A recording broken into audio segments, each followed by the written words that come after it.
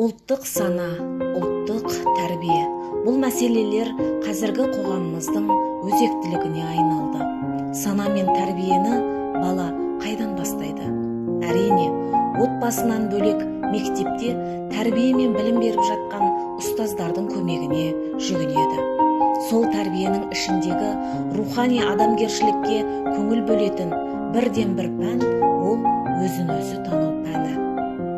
Өзін-өзі тану, рухани адамгершілік білім беру жобасының авторы Сара Алпысқызы өзін-өзі тану әлемінде әр баланы керемет рухани күш иесі деп қарап, қуаттандырсақ, жүрегі нұрға толы, жан-жағына шуағын шашып тұрған мейірімді, адал, елін, жерін, тілін, отбасын сүйетін адал адам тәрбиелейтініміз сөзсіз. Құрметті ұстаздар және оқушылар, республика көлемінде басталған өзін-өзі тану, махаббат пен шығармашылық педагогикасы атты 10 күндіктің басталуымен құттықтаймыз. Ендеше өзін-өзі тану пәнінен сабақ беретін ұстаздардың іс-шараларымен таныс болыңыздар.